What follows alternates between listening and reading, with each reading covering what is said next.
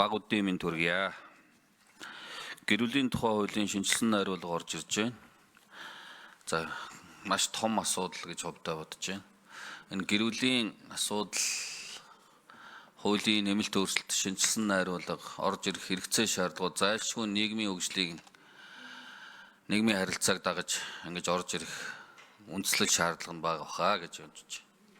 Одоо мөрдөж байгаа хууль нь бас нийгмийн харилцаа тэр болгон зохицуулж чадахгүй олон талын нийгмийн гэрүүлийн харилцаанууд үүсэж байгаа учраас хууль бас хоцрогдож хуулиар зохицуулахгүй олон харилцаанууд бий болж байгаа учраас энэ хууль шинжилсэн найруулах их үндслэл шаардлага зайлшгүй бий болсон.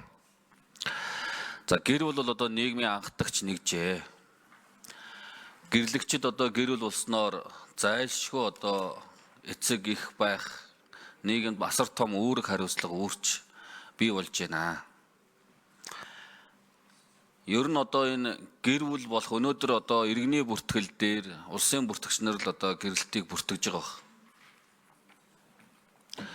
Гэрлэгч нар хэн байхаас үл хамааран тэр тусмаа анх удаа гэр бүл болж байгаа залуу хосуудад энэ гэр бүлийн үнц нь гэрлэлтийн эцэг их байхын ач тус үүрэг хариуцлагын талаар ер нь 10 жилийн дээд боловсролын сургалтын хөтөлбөрүүдэд ер нь яг ямар хичээл сургалт орж байгаа юм бэ? Сургалтын хөтөлбөрт ямар энэ чиглэлээр мэдээллүүдийг өгдөг юм бэ?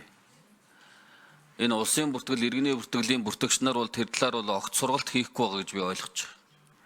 Зүгээр л холбогдох материал юмнуудын бүрдүүлбэрийн хангаал ингээд гэрэлтийг бүртгэж байгаа.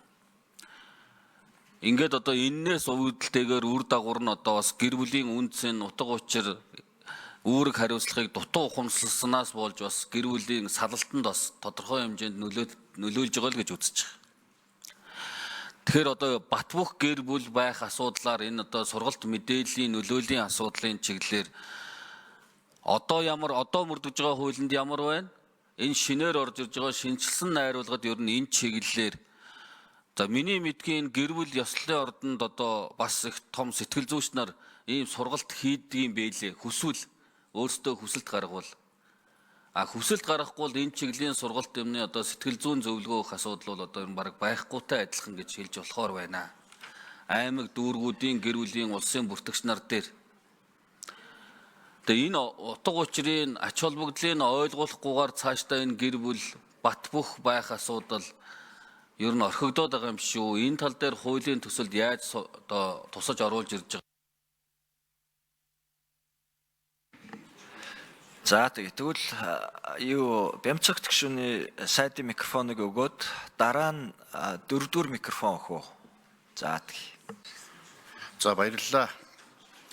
Тэгээ гэр бүлийн тухай хуулийг 1999 онд баталсан. Түүнээс хойш энэ нийгмийн хөгжил, цаг үеийн бас өөрчлөлт хөгжил дэвшилтэй холбоотойгоор энэ хуулийг бас шинжилж найруулах гэж бас олон удаа үеийн засгийн газраас бас өргөн барьж хилцүүлэх гэж бас оролдож байсан. Тэгээд энэ асуудал хилцэгдэж батлагдаж чадахгүй байсаар өнөөдөр ингээд засгийн газраас их хуралд өргөн барьж хилцүүлэхээр оруулж ирж байгаа. Тэгэхээр аливаа төр улсын үндэс нь бол ерөөсөө өрх гэр бүл байдаг. Тийм болохоор гэр бүл маань хэрхэн бат бэх харилцаатай гэр бүл улс орны хөгжлийн үндэс болсон дөр хүүхдэд хэрхэн яаж өсгөж хүмүүжүүлэх үү гэдэг энэ харилцааг илүү цаг үетэйгээ нийцүүлж наривчилж зохицуулах ийм шаардлага үүссэн. Энэ ч гэсэн Монгол улсаас үндсэн хуулинд улс төр эдийн засаг нийгэм соёлын амьдрал гэр бүлийн харилцаанд эрэгтэй эмэгтэй тэгш хэрэгтэй. Гэрлэлт нь хуулиар тогтоосон насанд хүрсэн эрэгтэй эмэгтэй хоёрын тэгш эрх сайн дурын харилцаан дээр үндэслэнэ. Гэр бүл их нялхас хүүхдийн аж сонирхлыг төр хамгаалыг заасан үндсэн хуулийн заалт байдаг. Энэ заалтаа бас илүү хэрэгжүүлэх. За мөн бас төрөөс хүний эрх чөлөөг хангах ус эдийн засаг нийгэм хууль зүйн болон бусад баталгааг бүрдүүлэх хүний эрх чөлөөг зөрчигтэй тэмцэх хөндөгдсөн эрхийг сэргээн эдлүүлэх үүргийг иргэнийхээ өмнө хариуцна гэж заасан. Хүүхдийн эрхтэй холбоотой. За Монгол улсын их хурлаас баталсан алсын хараа 2050 урт хугацааны хөгжлийн бодлогын бичиг баримтад хүн амын тогтвортой өсөлтийг дэмжих идэвхтэй бүтээлч иргэн гэр бүлийг төлөвшүүлнэ гэж заасан. Иймэрхүү томоохон бодлогын бичиг баримтууд дээр тулгуурлаж зайлшгүй энэ хуулийг бас шинчилж найруулж өөрчлөх юм одоо шаардлагатай гэж үзэж одоо засгийн газрын үйл ажиллагааны хөтөлбөр замун 2024-өөс 2028 онд Монгол улсын хууль тогтоомжийг бас боловсронгуйлах үндсэн чиглэлч энэ талаас тусгасан байгаа. Тийм болохоор бас нийгмийн одоо суур харилцааг зохицуулсан энэ их одоо томоохон хуулийг бас засгийн газар оруулж ирсэн. Улсын их хурлын гишүүд манаас маш одоо хариуцлагатай, анхааралтай, бас хүндэтгэлтэй бас хандаад энэ хууль маань одоо батлагдах байхаа гэж бодож байгаа. Тэгээд энэ тал дээр бол манай ажлын хэсгээс сая Самдаг очир гишүүний асуусан асуултууд дээрс нэмэлтээр тодруулаад бас хариулчаа. Их одоо суур чухал хууль учраас одоо та бүхэндээ баярлалаа гэдгээс хэлье. Хэлэлцүүлж байгаад. За 4-р микрофон өгье. За Самдаг очир гишүүний асуултанд тодруулж хариулъя. Хууль зүйн дотоод хэргийн яамны тренерийн бичгийн дарга Мегмар. За энэ гэр бүлийн үнцэн гэр бүл болохын утга учир за гэр бүлийн одоо гишүүдийн одоо хүлээх үүрэг хариуцлагатай холбоотой энэ боловсролын байгууллагын хүрээнд ямар асуудлуудыг шийдвэрлэж байна вэ гэдэг энэ асуудал байна. За тэгээд боловсролын багц зүйл бол батлагдаж энэ хүчин төгөлдөр мөрдөгдөж байгаа. За энэ боловсролын ерөнхий хуулиар бол бүх төвчний боловсролын сургалтын хөтөлбөрт бол одоо дараах одоо агуулгыг заавал тусгаж төрийн өмчийн хэлбэр өмчийн сургалтын байгууллагын өмчийн хэлбэр харгалзахгүйгээр хэрэгжүүлнэ гэдэг энэ зохицуулт дотор бол 14.2 дээр бол хувь хүн гэр бүлийн төлөвшил амьдрах ухаан хүн төрөлхтний нийтлэг үнд зүйлийн талаар бол тусгаж заавал хэрэгжүүлнэ гэсэн юм бол Гүйцээгээд өгье 4-р микрофон. боловсролын ерөнхий хуулийн зохицуулт бол байгаа. Тийм учраас энэ боловсролын ам бол энэ чиглэлээр сургалтын хөтөлбөрийн шинжилгээний хүрээнд бол энийг тусгаж зохицуулж байгаа байхаа гэж ингэж бодож байна.